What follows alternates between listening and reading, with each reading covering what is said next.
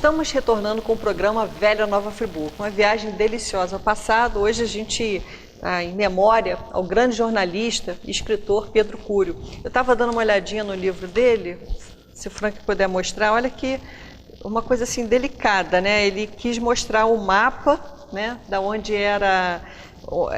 foi assim dividida, hoje seria o centro de Nova Friburgo, né? Ele mostra aqui. E ele bota também uma foto aqui uma representação de Nova Friburgo no início do século XIX. Né? Bem interessante a maneira, né? E ele coloca assim durante o livro também alguns recibos de assinatura do... Uma maneira assim, esse livro é uma raridade, né? Depois eu vou até fazer a doação dele. Ele falava que ele pegou muitos dados no porão da prefeitura, da Câmara Municipal. Sim. E eu acho que alguns dados também que se consegue na catedral, alguma coisa assim. Ele foi um pesquisador mesmo. Tem bastante. Eu, por sorte, eu consegui esse livro, guardo com muito carinho. O seu também tem esses detalhes? Tem. É uma raridade. Né? Vovô era uma figura. Ele era muito radical nas posições que ele tomava, na parte política.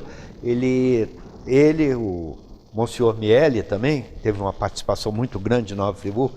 Quando se fala em história de Nova Friburgo, algumas pessoas não podem ser esquecidas.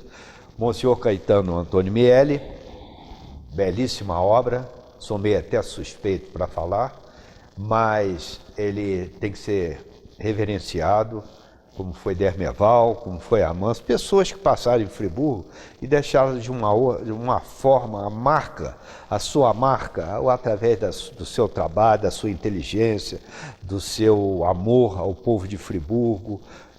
São pessoas que tiveram coisas boas como gestores da cidade e tiveram falhas que são pessoas humanas também.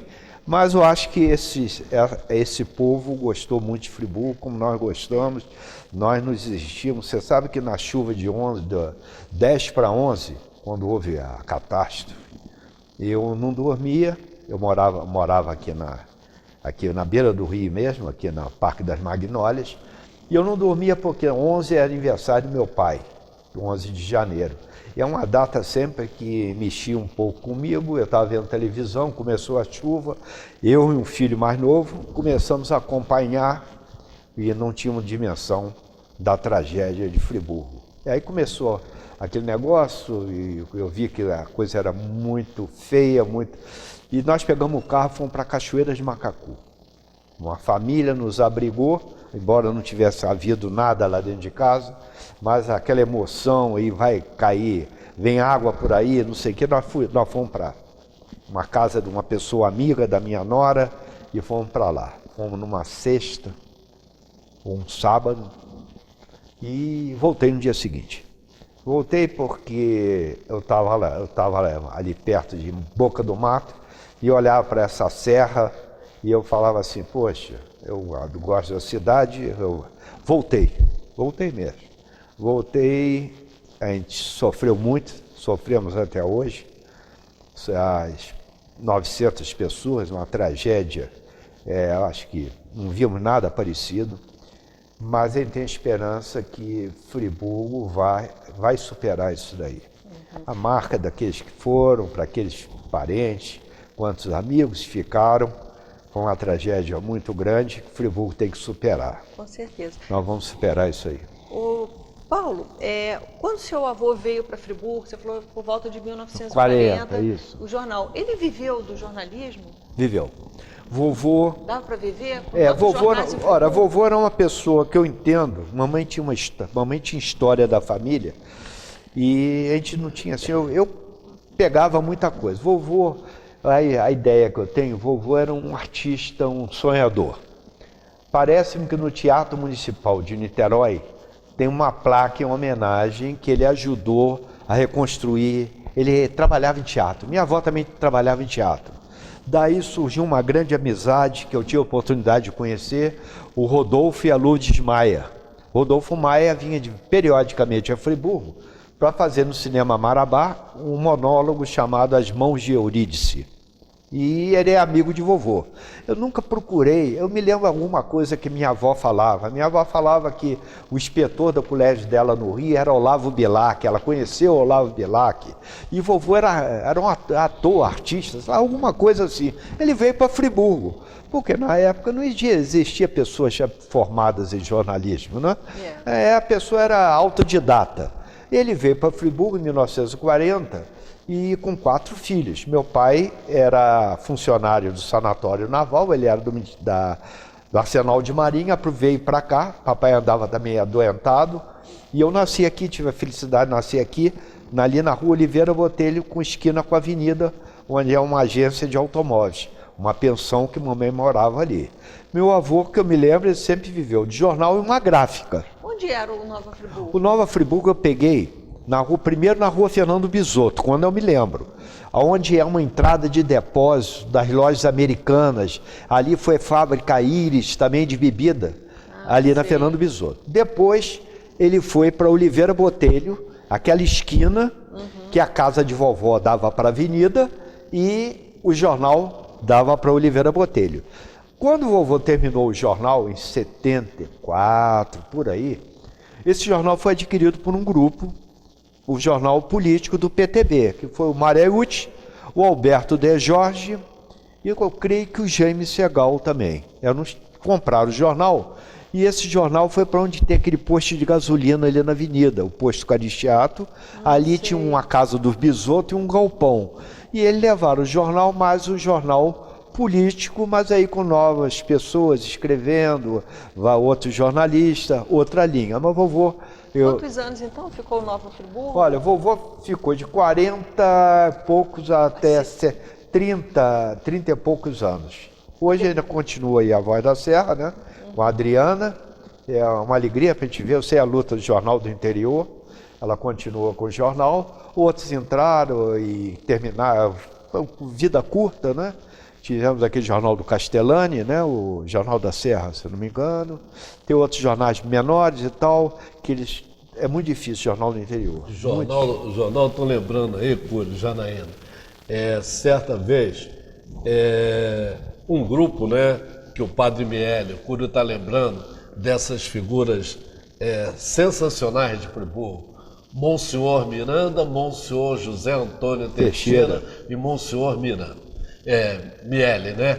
E o Padre Miele, então, ele foi um dos grandes responsáveis pelo crescimento educacional de Friburgo. O Padre Miele foi o primeiro presidente da Fundação Educacional e Cultural de Nova Friburgo, que cuidava do ensino, até do ensino primário ao ensino superior. E Padre Miele, então, ele tinha as convicções políticas dele e pediram ao Padre Miele que ele escrevesse para o jornal A Paz, certo? Os jornais de Friburgo eram semanários, né? Isso. Eles saíam por semana. Ou periódicos, né? Por aí, mas normalmente, em geral, semanários. Aí o Padre Miele começou a escrever, certo? E ele fez uma crônica, uma crítica construtiva à área política e educacional. Mas desse destaque, ele fez a crônica e mandou para o jornal A Paz. Dentro lá do jornal A Paz, alguém que era contrário ao que estava ali, pegou a crônica do Padre Miele antes de sair na semana, no sábado para domingo, e passou para outro jornal, parece que para o Nova Friburgo, certo? Aí a crônica do Padre Miele estava saindo no mesmo dia e já estava saindo a resposta.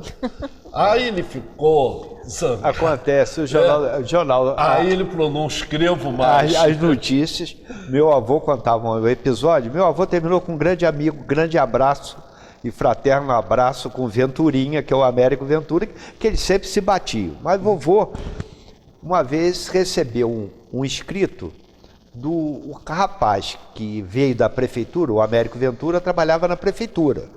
E mandou, com certeza, para o jornal A Voz da Serra, que era no final da avenida, o início da avenida, aliás, né? Ali perto da Luterana.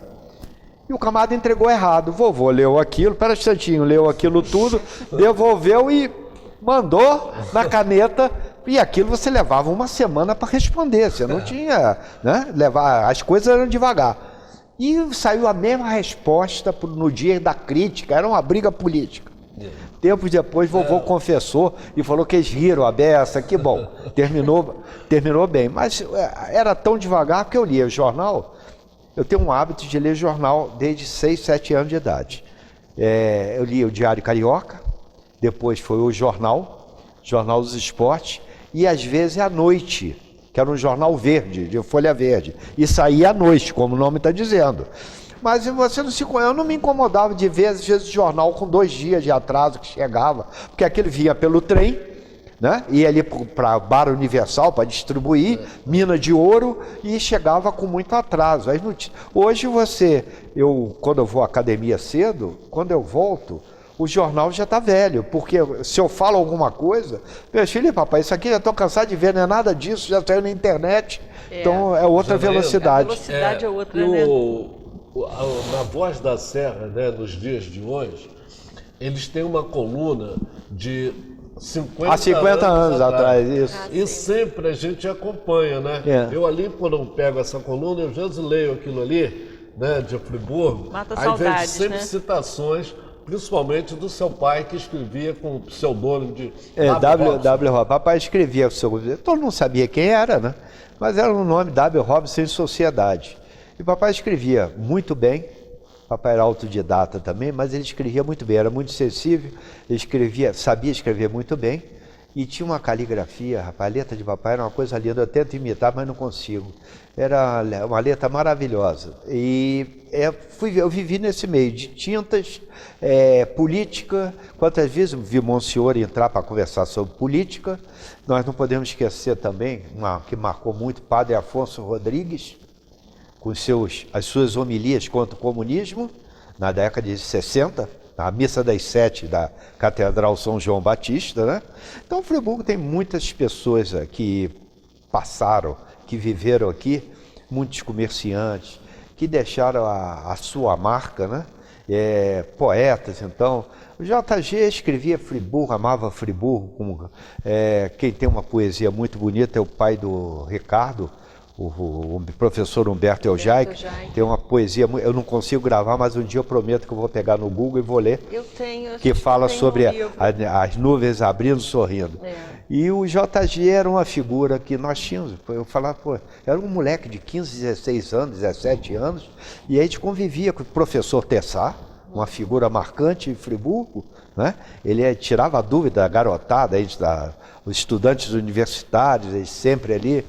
Então nós tivemos um momento raro em Nova Friburgo, conhecer uma cidade maravilhosa, que o JG falava que no cume da montanha seu ninho florido, este Friburgo, jardim suspenso no alto erguido, paragem de beleza infinita e de calma, onde descansa o corpo e repousa a alma. Cidade cujo nome é um símbolo, um troféu, parada de um caminho a caminho do céu. Então, Friburgo foi cantada em verso, foi amada por tanta gente, e eu acho que a geração que está aí, meus filhos, netos, a gente tem que brigar muito por essa cidade. A cidade é muito bonita, precisa melhorar, precisa mexer em muita coisa, eu acho que nós precisamos, está aí a olhos vistos, mas eu sou otimista, eu confio, eu creio em dias melhores para que Nova Friburgo possa realmente ser aquela, não a velha, mas uma nova Friburgo. Tá certo. A gente vai dar um breve intervalo e retornamos daqui a pouco com Você Não Quer, mas é a velha, falando sobre a velha Nova Friburgo.